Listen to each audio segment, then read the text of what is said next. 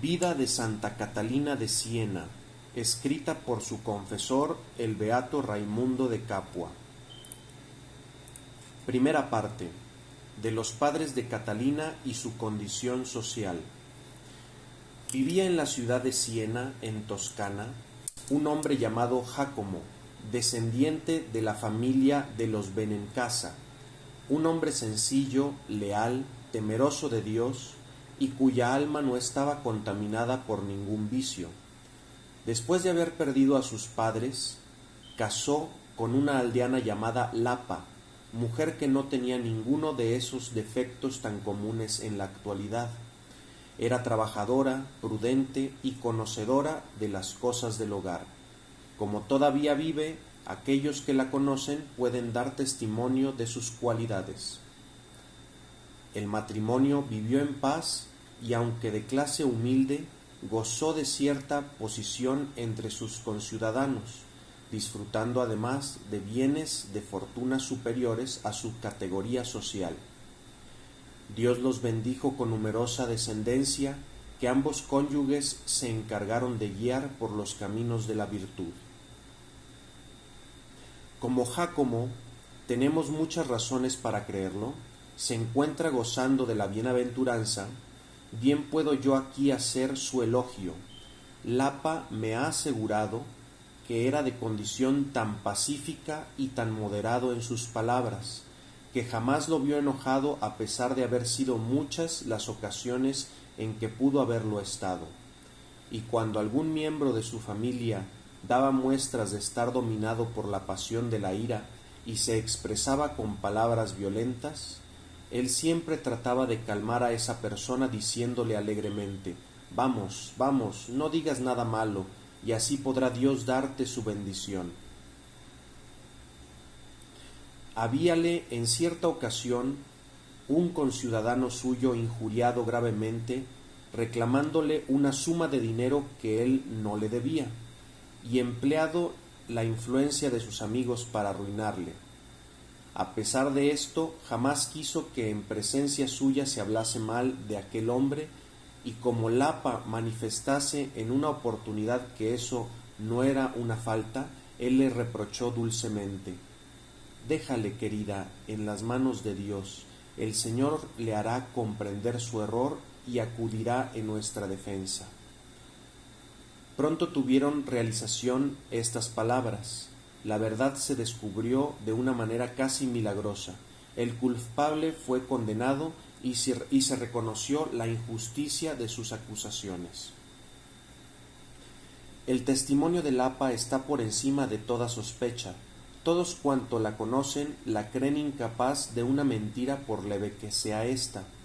Actualmente tiene 80 años y es tan sencilla y de conciencia tan recta, que aunque quisiera mentir no podría hacerlo.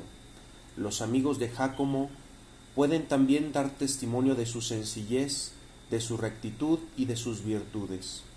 Era tan medida en sus palabras que en su familia, particularmente la parte femenina de ella, no podía tolerar la más ligera incorrección en el lenguaje. Una de sus hijas, de nombre Buenaventura, casó con un joven de Siena llamado Nicolás. Este joven recibía en su casa a amigos de su edad, cuya conversación era a veces un tanto libertina. Esta fue la causa de que la esposa empezase a sentirse tan deprimida que lentamente empezó a resentirse su estado de salud. Inquirió Nicolás la causa de este profundo malestar, a lo que ella contestó: «Jamás he oído en la casa de mi padre lenguaje parecido al que se emplea en esta. Mi educación ha sido muy distinta, y te aseguro que si las cosas continúan así, pronto acabarán con mi vida». Tal respuesta inspiró al esposo un gran respeto hacia ella y hacia su familia. Prohibió a sus amigos que pronunciasen delante de la joven palabras que pudieran ofender sus oídos. Obedecieron ellos, y de esta manera la corrección que reinaba en el hogar de Jácomo sirvió para suprimir la licencia de lenguaje que inficionaba la de su yerno. La ocupación de Jácomo era preparar los tintes usados para el teñido de lanas, de donde provino su sobrenombre de Tintorero. La hija de este virtuoso artesano estaba destinada a ser esposa del Rey de los cielos.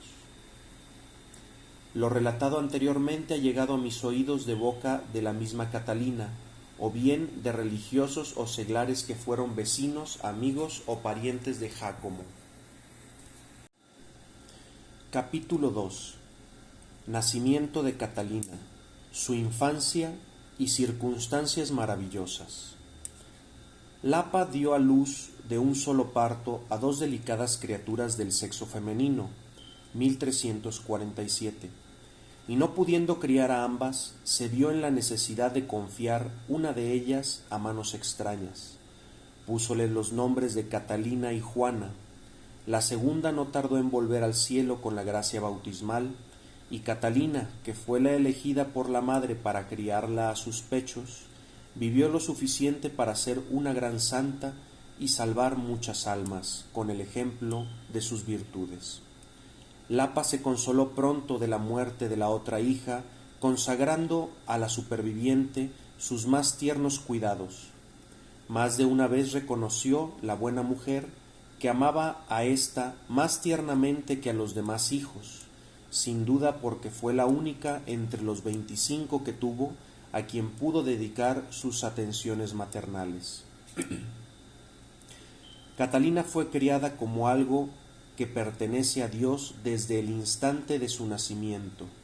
Tan pronto como pudo caminar por sí misma, se la disputaron parientes, amigos y convecinos para llevarla a sus casas, pues cuantos la veían instantáneamente sentían despertarse en ellos intenso cariño hacia la niña, y querían tenerla a su lado para disfrutar de su discreta conversación y de las gracias infantiles que la adornaban. Encontraban tanto placer en su compañía que no la llamaban Catalina sino Eufrosina, palabra que significa alegría, satisfacción. Es muy probable que aquellas gentes ignorasen este significado, y por otra parte ignoraban lo que yo supe más tarde, y es que Catalina había resuelto imitar a Santa Eufrosina, y puede haber ocurrido también que en su media lengua infantil hubiese proferido alguna palabra parecida a Eufrosina, y los que la oyeron empezaron a llamarla con este nombre. En su adolescencia se realizó cuanto prometía su infancia. Sus palabras poseían un extraño poder para inclinar las almas hacia Dios. Tan pronto como alguien conversaba con ella, sentía que el corazón se despojaba de tristezas, que olvidaba las penas y los sinsabores de la existencia, y una paz inenarrable se apoderaba de su espíritu. Algo así como debió ocurrirle a los apóstoles en el monte Tabor, cuando uno de ellos exclamó: «Es bueno que permanezcamos aquí». Apenas había cumplido los 5 años, recitaba un Ave María arrodillándose en cada peldaño de la escalera de su casa, siempre que subía o bajaba por la misma.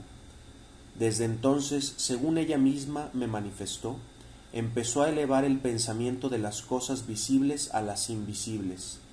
Dios se dignó recompensar sus piadosos sentimientos y alentarla para perseverar en ellos, enviándole una maravillosa visión.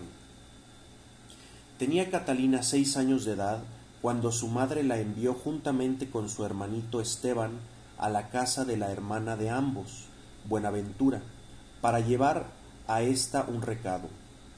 Cumplida la comisión, los niños regresaban a su casa por un lugar conocido por el nombre de Valle Piata, cuando Catalina, levantando los ojos al cielo, vio frente a ella, en dirección a la iglesia de los frailes predicadores, un espléndido trono ocupado por nuestro Señor Jesucristo, vestido con ropas pontificales y adornada la sagrada frente con una tiara. A su lado estaban San Pedro, San Pablo y San Juan Evangelista. La niña permaneció rígida, extasiada en la contemplación de aquel que así se manifestaba a ella para cautivar de una manera más completa su devoto corazón. El Salvador le dirigió una mirada llena de serena majestad, le sonrió con benigna ternura y tendiendo la mano le echó la bendición en la forma que lo hacen los obispos. Mientras ella estaba contemplando así a nuestro Señor, su hermanito Esteban continuó su camino creyendo que Catalina la acompañaba. Al notar que ella se había quedado atrás, volvió la cabeza y vio que la niña permanecía ensimismada mirando al cielo. La llamó entonces y al no obtener contestación volvió sobre sus pasos y tomándola de la mano le dijo: «Vamos, ¿qué estás haciendo ahí?». Catalina pareció despertar entonces de un profundo sueño y miró a su hermano un instante y le dijo: «Si hubieras visto lo que acabo de ver, no me habría sacado de tan dulce contemplación». Sus ojos volviéndose de nuevo hacia el cielo, pero todo se había desvanecido con gran sentimiento de Catalina, que empezó a llorar, reprochándose haber bajado la mirada. A partir de este instante, Catalina ya no pareció ser una criatura. Sus virtudes, su manera de ser, sus pensamientos fueron superiores a cuanto podía esperarse de su edad. El fuego del amor divino inflamaba su corazón e iluminaba su inteligencia. De todas sus acciones estaban de acuerdo con las normas del Evangelio. Según ella misma me manifestó, el Espíritu Santo, sin ayuda alguna humana, le reveló la vida que siguieron los padres del desierto, y le propuso imitarse a algunos santos, especialmente a Santo Domingo. Y fue tan grande el deseo que experimentó de seguir su ejemplo, que no podía pensar en otra cosa que no fuese esto, y con asombro de todos buscaba lugares retirados donde poder castigar su frágil cuerpecito con unas pequeñas disciplinas. Permanecía en constante oración, y para ello abandonaba los juegos propios de su edad. Sus palabras eran cada día más escasas y acortaba su ración de comida. El ejemplo de Catalina influía sobre otras niñas de su edad que se reunían para oír sus piadosos razonamientos e imitaban en cuanto les era posible sus devotas prácticas. Se reunían en una habitación apartada de la casa, practicaban austeridades corporales con ella y rezaban el Padre Nuestro y el Ave María, tantas veces como Catalina les decía. Esto era un preludio de lo que había de suceder después. Nuestro Señor se dignaba alentar estos actos de virtud por medio de manifiestas gracias. Su madre me dijo, y ella me lo confirmó después, que muchas veces cuando se disponía a subir la escalera de su casa, se sentía transportada por manos invisibles sin tocar el suelo con los pies y con tanta rapidez que la buena Lapa temblaba por temor a que fuese a caer. Así llegaba a lo alto de la escalera.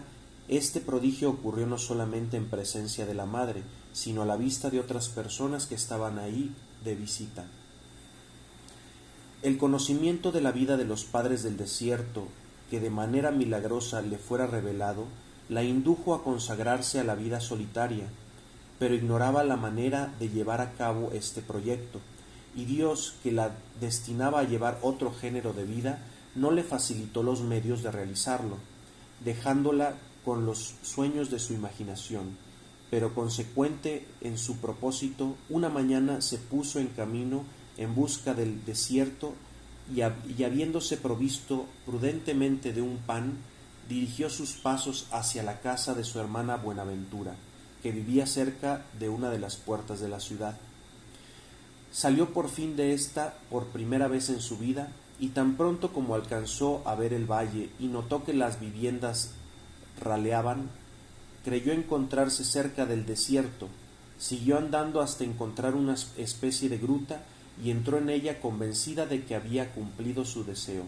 Se arrodilló y oró fervorosamente, pero Dios, que aceptaba los piadosos deseos de su esposa, aunque tenía otros designios con respecto a ella, quiso dar muestra de lo gratas que le habían sido sus intenciones. Apenas había empezado su fervorosa oración, fue levantándose lentamente del suelo hasta tocar con la cabeza la bóveda de la gruta, y así permaneció hasta la hora de nona. Por fin, a la hora en que el Salvador terminó sus sufrimientos en la cruz, descendió nuevamente a tierra, y el Señor le reveló entonces que el momento de su sacrificio no había llegado aún, y que debía retornar a la casa de sus padres. Al abandonar la gruta, sintióse perpleja con respecto al camino que debía seguir para volver a casa, temiendo por otra parte que su ausencia tan larga hubiese alarmado a su familia. Entonces se encomendó a Dios, y en un abrir y cerrar de ojos la santa niña fue transportada hasta las puertas de Siena, donde volvió rápidamente al hogar. Nunca manifestó a nadie este episodio de su vida, a no ser a sus confesores, entre los cuales el autor de este libro se considera el más indigno. Capítulo 3, que trata del voto de virginidad hecho por Catalina y de un acontecimiento ocurrido en sus primeros años. La aparición de nuestro Señor ejerció tan poderosa influencia sobre el corazón de Catalina que en él quedaron destruidos los gérmenes del amor propio, el que fue sustituido por el de Jesús y el de su Santa Madre la Virgen María. Todo lo que no fuese esto parecíale miseria y corrupción, y su deseo supremo fue unirse más y más con su Salvador. El Espíritu Santo le otorgó la gracia de hacerla comprender el grado de pureza de cuerpo y alma necesario para agradar al Creador, y ella deseó ardientemente poder consagrarle el tesoro de su virginidad. Pidió a la Reina de los ángeles y de las vírgenes que intercediese ante Dios para que éste le diese la luz necesaria a fin de poder comprender lo que fuese más conveniente para la salvación de su alma, expresando al mismo tiempo sus deseos de practicar en la tierra un modo de vida propio de los espíritus angélicos. Repitió fervorosamente sus oraciones en este sentido durante largo tiempo, hasta que un día, inspirada sin duda por el Espíritu de Dios, invocó a la Virgen María y terminó su plegaria en la siguiente forma: prometo a tu Hijo y te prometo a ti no aceptar jamás otro esposo y conservarme con todas las fuerzas de mi alma pura y sin mancha. De esta manera quedó Catalina unida a su divino esposo por el voto de virginidad, y la bienaventurada Madre de Jesús llevó a cabo la ceremonia nupcial, que se realizó en una manera milagrosa, según veremos en el transcurso de nuestra narración. Después de este voto perpetuo, Catalina avanzó rápidamente en el camino de la santidad. Por imitación a Cristo, crucificó su inocente cuerpo y resolvió abstenerse en cuanto le fuese posible de toda clase de alimentos nutritivos. Cuanto le servían carne se la daba secretamente a su hermano Esteban, o la ponía sin que la viesen en un lugar retirado. Continuó mortificando su cuerpo con las disciplinas bien sola, bien en compañía de amiguitas de su misma edad.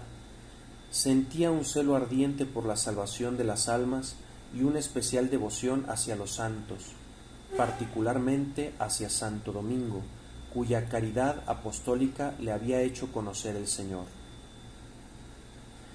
La niña avanzaba en edad, pero su fe, su esperanza y su caridad eran muy superiores a lo que podía suponerse dados sus tiernos años. Su manera de conducirse inspiraba el respeto y la admiración de las personas mayores. He aquí una anécdota que Lepa me ha relatado muchas veces. Apenas contaba Catalina 10 años de edad cuando Lepa, que deseaba que dijese una misa en honor a San Antonio, la envió al cura de la parroquia para comunicarle sus deseos y le llevase al mismo tiempo unas velas y un estipendio correspondiente. La piadosa niña cumplió el encargo de su madre y, dejándose llevar por su devoción, quedó para asistir al santo sacrificio, no volviendo a casa hasta que éste estuvo terminado. La madre, cuya intención era que regresase una vez que hubiese hablado con el sacerdote, juzgó que su ausencia se había prolongado demasiado y le reprendió con alguna aspereza, y hasta echó una maldición contra las personas que a su entender pudieron haberla entretenido en el camino. La niña escuchó la reprimenda sin replicar, pero momentos después llamó a su madre aparte y con humildad, no exenta de cierta gravedad, le dijo: «Querida madre, cuando cometa una falta o ejecute mal tus órdenes, castígame si es tu voluntad, y oblígame a hacer mejor las cosas, pero te ruego encarecidamente que no maldigas a nadie por culpa mía, porque eso es impropio de tus años y a mí me causa mucha pena». La madre quedó muy sorprendida por la lección que acababa de darle la criatura, y más edificada aún que sorprendida cuando supo que Catalina había tardado por asistir a la Santa Misa y no jugando por el camino como ella había creído. Capítulo 4. Del relajamiento en el fervor de Catalina que Dios permitió para aumentar su gracia y de su gran paciencia para sufrir persecuciones por el amor de Cristo. La sabiduría increada, que gobierna todas las cosas, permite a veces la caída de sus santos, de manera que puedan éstos levantarse de nuevo y servirle con mayor fervor, avanzar con renovada prudencia en el camino de la perfección y conseguir más espléndidas victorias contra el enemigo de su salvación. Cuando Catalina, que había consagrado a Dios su virginidad, llegó a la edad de 12 años, nunca salía sola de casa, de acuerdo con las normas establecidas con respecto a las mujeres solteras. Tanto sus padres como sus hermanos, que ignoraban la solemne promesa de la niña, pensaron en encontrarle un compañero digno de sus méritos, y procuraron, la madre sobre todo, que su aspecto exterior estuviese de acuerdo con tal propósito. Por consiguiente, la obligó a peinarse el cabello de una manera adecuada, le compró vestidos propios de una adolescente que desea hallar al hombre con quien ha de unirse en matrimonio, y la instó a que tanto el rostro como el cuello y los brazos estuvieran adornados como para agradar al supuesto pretendiente. Catalina, cuyos propósitos eran muy otros, se los ocultó a sus padres, por temor a desagradarles, sometiéndose a las exigencias maternas, aunque contra su voluntad. Lapa, que no dejó de notar la repugnancia con que se prestaba Catalina a sus exigencias, sintióse disgustada y llamó en su ayuda a su hija Buenaventura, a quien pidió tratase de convencer a la jovencita de que debía vestir y adornarse de acuerdo con su edad. Conocía muy bien el cariño de Catalina hacia su hermana y por consiguiente confiaba en la influencia que ésta podía ejercer sobre aquella. No se engañó Lapa en sus presunciones, pues tanto con la palabra como con el ejemplo influyó Buenaventura de tal manera en el ánimo de su hermana que ésta empezó a dedicarse al cuidado de su toilette, sin que por esto renunciara al voto formulado. Posteriormente se acusó de esta falta con tantas lágrimas y sollozos que cualquiera hubiese creído que había cometido un gran crimen. Y ahora que esta flor preciosa ha sido trasplantada a los jardines celestiales, puedo revelar algunos secretos que redundarán en la mayor gloria de Dios y decir lo que pasó entre nosotros en este respecto. Esto ocurría siempre que hacía confesión general, en la que ella siempre daba señales de la más fervorosa contrición.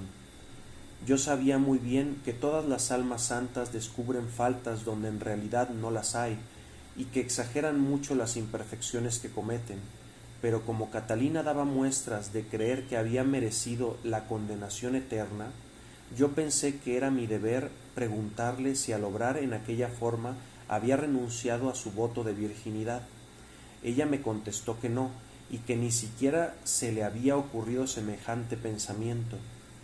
Entonces insistí preguntándole si, sin desear quebrantar su voto de virginidad, había tenido la intención de agradar a los hombres en general o a alguno en particular, a lo que ella me contestó que nada había tan penoso para su espíritu como la vista de los hombres o el encontrarse con ellos. Cuando las apariencias de su padre cuando los aprendices de su padre, que vivían en la misma casa de éstos, iban a donde estaba ella, con gran asombro de todos, huía como si se hubiese encontrado con una serpiente. Tampoco se sentaba a la puerta de la calle o se asomaba a las ventanas para ver a los que pasaban. Pues entonces le pregunté yo: ¿cómo puedes creer que el cuidado que ponías en tu arreglo personal te haya hecho merecedora del infierno? Catalina me contestó que ella había amado excesivamente a su hermana al querer dar gusto a ésta antes que cumplir la voluntad del Señor. Y entonces volvían a comenzar sus lágrimas. Y cuando le dije, por fin, que podía haber una imperfección, pero no el quebrantamiento de un precepto, ella exclamó: Señor, mi Padre espiritual está disculpando mis pecados. Un ser que sin merecerlas ha recibido tantas gracias de su Creador puede ser tan vil y despreciable que haya perdido su tiempo en adornar su cuerpo miserable para agradar a una mera criatura. Esta conversación prueba que aquella hermosa alma estuvo siempre libre de pecado mortal, que conservó siempre la virginidad de cuerpo y de alma, y que jamás manchó su pureza ni de hecho ni de palabra. En todas sus confesiones generales, y lo mismo que en las particulares, no encontré más faltas que las que acabo de relatar. Todo su tiempo estaba consagrado a la oración, a la meditación y a la edificación de sus vecinos. No se concedía más que un cuarto de hora de sueño por día, durante sus comidas, si es que merece este nombre a la pequeña cantidad de alimento que tomaba, oraba y meditaba en lo que Dios le había enseñado. Sé, y de ello puedo dar testimonio ante la Iglesia, que durante el tiempo que duró mi conocimiento con ella, le era más penoso el acto de tomar algún alimento que no lo es para el que está hambriento el verse privado de él.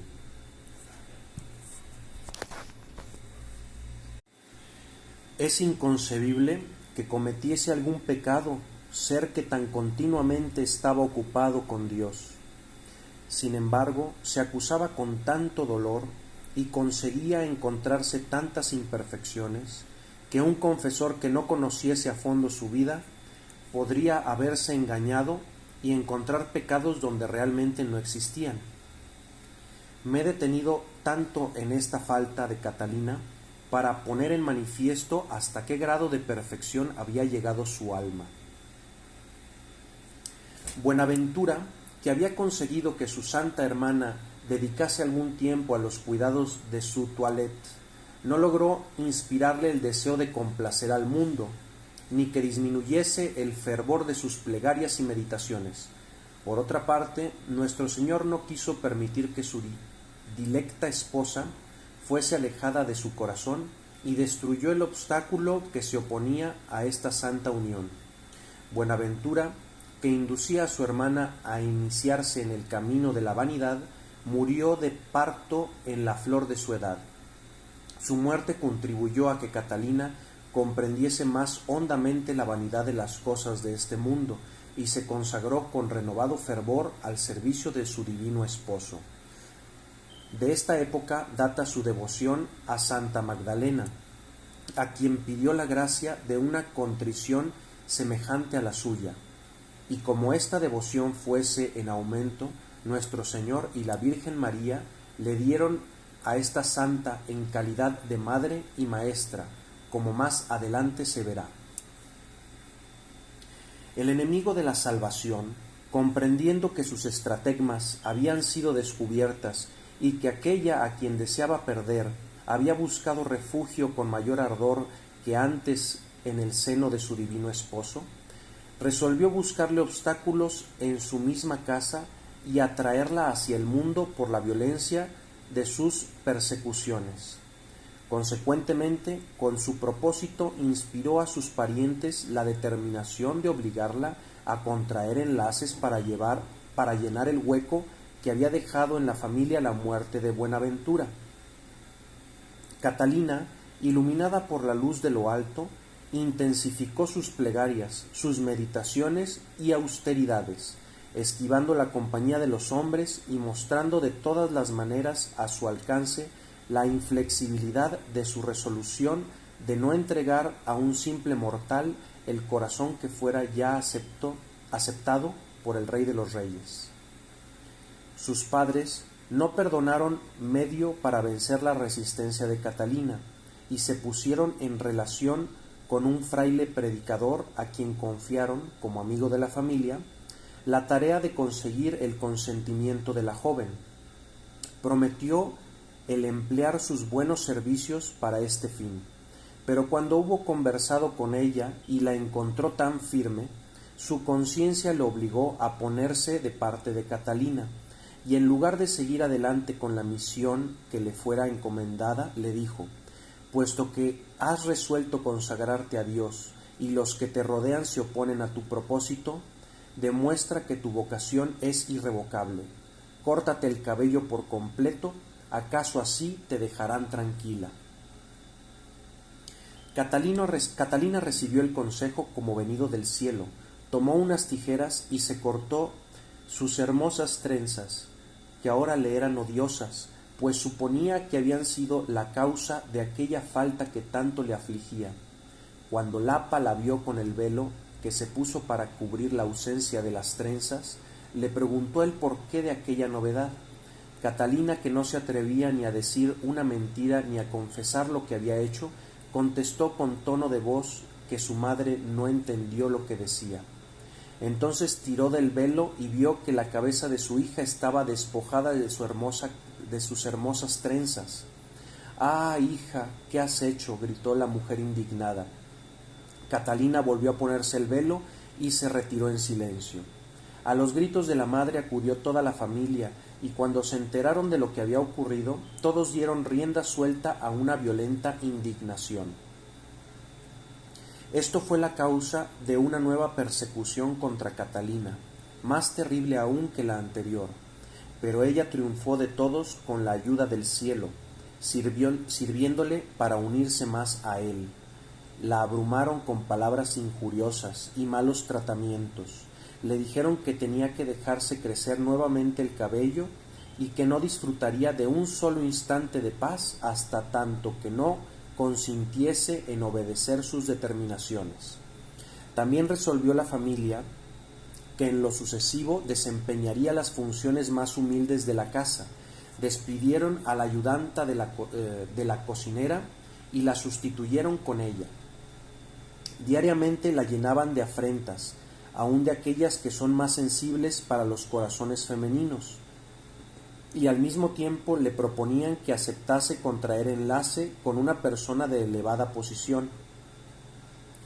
No escatimando medios para obligar a Catalina a aceptar, pero ella, en vez de ceder, cada día se sentía más fuerte con la ayuda de la divina gracia.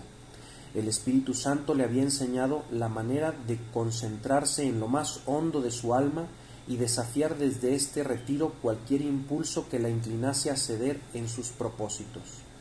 Cuando fue obligada a dejar la habitación que ocupaba en la casa de sus padres, nadie ni nada pudo sacarla de este refugio interior, cumpliéndose aquella sentencia del Evangelio que dice: el reino de Dios está dentro de nosotros mismos. Por otra parte, ya había dicho el profeta: toda la gloria de la hija del rey está en su interior. El Espíritu Santo inspiró también a Catalina los medios para soportar las afrentas y mantener en medio de sus tribulaciones la paz de su alma. Se imaginaba que su padre representaba al Salvador y su madre a la Santísima Virgen. Sus hermanos y parientes eran para ella los apóstoles y los discípulos del Señor. De aquí que sirviese a todos ellos con tanta devoción y placer que los asombraba. De esta manera tenía gusto en complacer a su divino esposo. La cocina se convirtió para ella en un santuario, y cuando se sentaba a la mesa alimentaba su espíritu con la presencia visible para ella del Salvador. Oh riqueza de la sabiduría eterna, cuán numerosas y admirables son tus maneras de ayudar a quienes tienen depositada tu esperanza en ti. Tú puedes sacarlos en salvo de cualquier peligro y conducirlos a puerto seguro en medio de las más grandes tempestades. Catalina meditaba en la recompensa que el Señor le había prometido y sufría todas estas pruebas no sólo con paciencia, sino con alegría, y su espíritu rebosaba en los más dulces consuelos mientras desempeñaba sus obligaciones. Como no se le permitía tomar una habitación para ella sola, sino que tenía que compartir la de otra persona de la familia, eligió la de su hermano Esteban, que estaba soltero. Además, podía aprovechar la ausencia de éste durante todo el día, así como de su profundo sueño por la noche para entregarse a sus oraciones. Imploraba en ellas a Dios que se dignase proteger su virginidad, repitiendo como Santa Cecilia aquel verso del salmista: Fiat Domini cor meum et corpus meum immaculatum. Su devoción le comunicó tales energías que a medida que aumentaban las persecuciones crecía su goce espiritual, y sus hermanos que la observaban contemplaban no podían por menos que decirse unos a otros: estamos vencidos.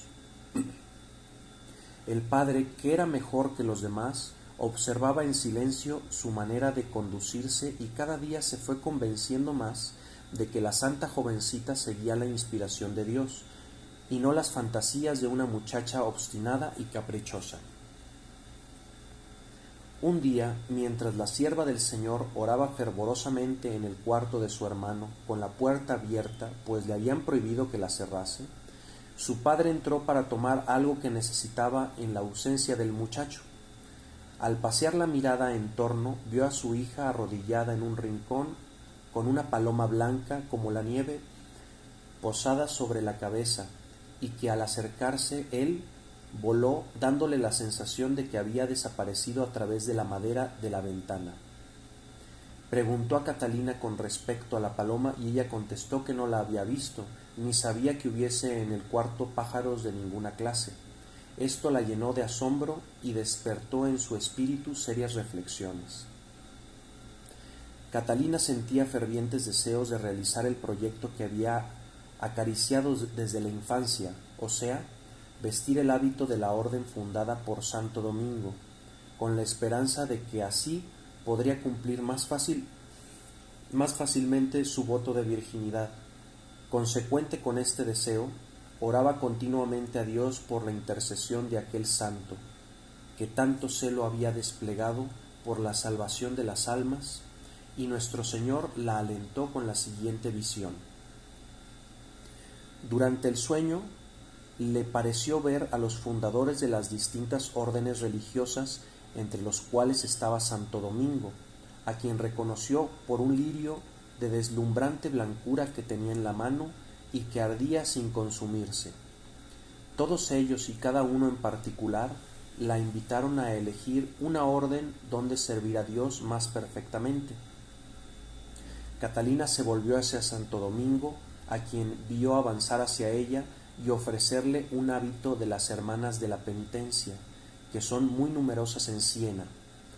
El santo le dirigió entonces las siguientes consoladoras palabras: Hija, ten valor, no te desalientes, no temas obstáculo alguno, porque pronto llegará el día en que vistas el piadoso hábito que deseas. Esta promesa llenó su corazón de alegría, dio las gracias al gran Santo Domingo, y de sus ojos brotaron abundantes lágrimas que la despertaron, volviéndose el uso de sus sentidos. Esta visión la confortó, dándole tantos ánimos, que ese mismo día reunió a sus padres y hermanos con gran firmeza. Les dijo: hace mucho tiempo que habéis resuelto que yo debo casarme y habéis hecho fuerza para que lo haga. Sabéis muy bien que miro con horror este proyecto y mi conducta debe de haberlos convencido. Sin embargo, hasta ahora no he tenido una explicación con vosotros por el respeto que debo a mis padres, pero mi deber me obliga a no seguir callando. Debo hablaros con sinceridad y haceros saber el compromiso que he adquirido y que no data de ahora sino desde mi más tierna infancia. Sabed por consiguiente que he hecho voto de virginidad, y no con ligereza, sino deliberadamente y con perfecto conocimiento de lo que hacía. Ahora que tengo más edad y un conocimiento más perfecto de la naturaleza de mis actos, insisto con la gracia de Dios en mi resolución, y será más fácil pulverizar una roca que hacerme desistir de mi propósito. Renunciad pues a vuestros proyectos con respecto a mi enlace. Me es imposible satisfaceros con respecto a esto, porque antes se ha de obedecer a Dios que a los hombres. Si queréis retenerme en esta casa en calidad de sirvienta, desempeñaré las tareas que queráis imponerme y estén a mi alcance. Si por el contrario queréis echarme de ella, eso no me hará cambiar mi resolución. Mi esposo es dueño de todas las riquezas del cielo y de la tierra, y su poder protegerá y proveerá abundantemente todas mis necesidades. Al oír estas palabras, todos los presentes se fundieron en lágrimas en forma tal que ninguno acertó a contestar. La hasta entonces temerosa y callada jovencita acababa de manifestar con calma y firmeza su resolución irrevocable. Estaba dispuesta a dejar la casa de sus padres juntamente con todo lo que esto suponía antes que renunciar a ella. Cuando la emoción de los presentes se hubo calmado, el padre, que amaba tiernamente a Catalina y temía aún más a Dios, recordó el misterioso incidente de la paloma, juntamente con otros detalles no menos significativos que observara en la vida de su hija santa, y dio la siguiente respuesta: El Señor nos guarde de oponernos más a la resolución que Él te ha inspirado. La experiencia nos demuestra, y ahora lo vemos con toda claridad, que no has procedido con ligereza, sino movida por la gracia divina. Cumple pues el voto que has formulado, haz todo lo que el Espíritu Santo te inspire, pues en lo sucesivo nadie se opondrá a ello. Persevera en tus piadosas prácticas y pide a Dios por nosotros, para que seamos dignos de las promesas del esposo que te ha elegido en tan tierna edad. Y volviéndose a su esposa e hijos, agregó: que ninguno de los presentes contradiga a mi hija o intente desviarla de su piadosa resolución, que sirva al Señor como ella quiere. Jamás podríamos pretender para ella una alianza mejor, pues no es un mortal a quien recibimos en nuestra familia, sino al hombre Dios que nunca muere. Tras estas palabras, un poco de llanto, sobre todo de parte de la madre, que tan tiernamente amaba a su hija. Por su parte, Catalina se recogió en el Señor, a quien dio gracias por la victoria que acababa de obtener. También agradeció humildemente a sus padres la libertad que acababan de otorgarle, y se dispuso a hacer uso de ella de la mejor manera que le fuese posible. Capítulo 5, que trata de las austeras penitencias de la santa y de las persecuciones de su madre. Tan pronto como Catalina tuvo la libertad para servir a Dios de acuerdo con sus fervientes deseos, se dedicó al cumplimiento de sus propósitos de la manera más admirable, procurándose una habitación independiente donde le fue posible la soledad y el aislamiento, para dar rienda suelta a su deseo de atormentar su inocente cuerpo. Sería imposible describir las austeridades que practicó y el ardor con que buscó la presencia de su divino esposo. Desde la infancia, Catalina apenas había probado la carne. Ahora se la prohibió de la manera más absoluta, y tanto se habituó a la privación de este alimento que terminó por no poder soportar el olor de él sin que su estómago se resintiese. Un día la encontré en estado de extrema debilidad, porque no había probado alimento alguno. Entonces hice que pusiesen un poco de azúcar en el agua que estaba a punto de beber. Al notarlo, ella me dijo: Veo que usted está deseoso de extinguir lo poco de vida que todavía me queda. Al preguntarle por qué me decía eso, me contestó que se había acostumbrado en tal forma a los alimentos desabridos, que cualquier cosa dulce la enfermaba. Lo mismo le ocurría con cualquier alimento de origen animal. En cuanto al vino, lo tomaba tan mezclado con agua que no conservaba ni el sabor ni el olor característicos, y apenas se veía en él algo que recordase la rica coloración de los vinos del país.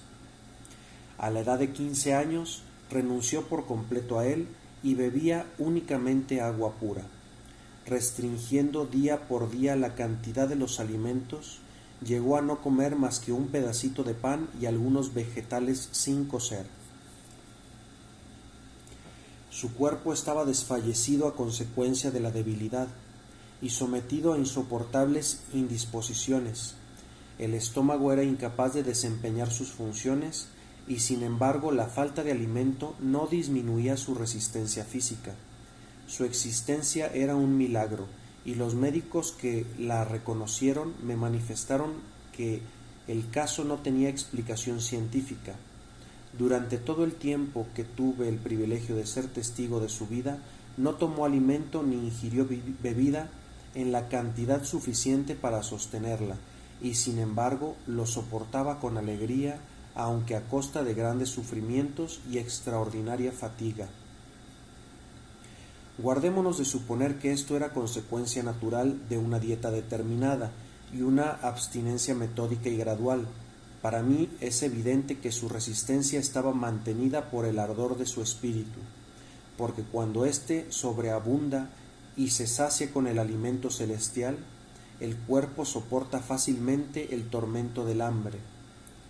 Su lecho estaba formado por unas tablas sin cobertura de ninguna clase. Sobre ellas se sentaba para meditar o se arrodillaba para orar, y por fin se tendía para dormir sin despojarse de ninguna parte de su vestido, hecho de lana en su totalidad. Usaba también en calidad de camisa un género tejido de crin, que después cambió por una cadena de hierro tan ceñida en torno del cuerpo que le penetraba en la carne.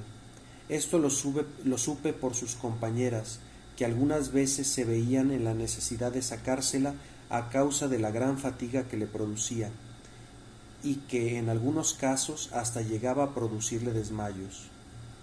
Cuando ya en el ocaso de su vida aumentó su debilidad de una manera alarmante, la obligué, en virtud de la santa obediencia, a quitarse esta cadena que tan gran dolor le ocasionaba.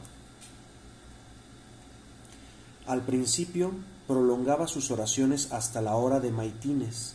Más adelante consiguió dominar el sueño en tal forma que sólo dormía media hora por medio, no permitiéndose ni siquiera este breve reposo, sino cuando la extrema debilidad de su cuerpo la obligaba a tomárselo. Según me confesó en cierta ocasión, ninguna victoria sobre sí misma le costó tanto, ni ninguna fue tan difícil de conseguir como la referente al sueño. Si hubiese encontrado personas capaces de comprenderla, habría pasado los días enteros con sus noches hablando de Dios. Sus discursos, en vez de debilitarla, parecía fortalecerla, pues cuando hablaba de las cosas santas parecía recobrar el vigor de la juventud, y al terminar de hablar caía en la languidez y la abandonaba la energía que acababa de dar muestra en forma maravillosa. Algunas veces me hablaba de los profundos misterios de Dios, y como ella no se cansaba nunca y yo no poseía la sublime elevación de su espíritu, me dormía. Ella, absorta en Dios, no se daba cuenta y seguía hablando. Cuando se percataba de que yo me había dormido, me despertaba elevando el tono de voz, recordándome que estaba perdiendo preciosas verdades y consideraciones al dejarla que hablase a las paredes. Léanse las vidas de los padres del desierto, recórranse las páginas de las sagradas escrituras. En vano tratará de encontrarse un caso parecido.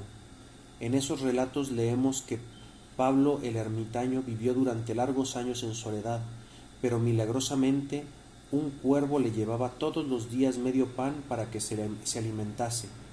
El famoso San Antonio practicó asombrosas austeridades, pero le animaba en su penitencia el ejemplo de otros ermitaños que le visitaban en su retiro, pues según refiere San Jerónimo, que el santo ermita Hilarión fue durante su juventud a verlo y enseñarle los secretos de la vida solitaria, así como los medios de vencer al enemigo común de las almas.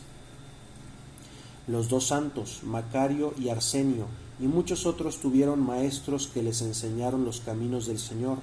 Todos ellos vivieron en paz, que les proporcionaba su retiro bajo la sombra protectora del mismo monasterio, mientras que Catalina vivió no en un convento ni en la soledad, sino en el seno de su familia, sin dirección espiritual y rodeada por obstáculos de toda clase, consiguiendo, a pesar de todo, un grado tal de obediencia jamás alcanzado por ningún santo. Es cierto que Moisés ayunó 2 veces durante un periodo de 40 días. Elías también repitió ese largo ayuno, y el Evangelio nos cuenta que el Salvador quiso darnos ejemplo haciendo lo propio. Pero estos largos periodos de abstinencia fueron hechos aislados. Cuando Juan el Bautista fue llevado por el Espíritu de Dios al desierto, su alimento consistió en miel y langostas, pero esto no era un ayuno absoluto. Se cuenta de Santa Magdalena que ayunó durante 33 días, habiéndose retirado para este fin a una cueva cavada en cierta roca, que aún se muestra a los fieles. Los ejemplos que acabo de citar nos dan a entender con cuánta magnificencia y con qué inextinguible bondad enriquece Dios a sus santos al conducirlos por el camino de la perfección. Demuestran también las admirables virtudes de Catalina, y que la Iglesia bien puede decir de ella sin desmedro ni injuria para los otros santos. Ninguna se encuentra semejante a ella. El infinito poder de Dios, que santifica a las almas, puede otorgarles, cuando lo cree conveniente, una gloria particular. Un hecho más servirá de broche a todo lo que he dicho de Catalina con respecto a este punto, y hará comprender a mis lectores hasta qué extremo había debilitado su cuerpo y sometido su entendimiento.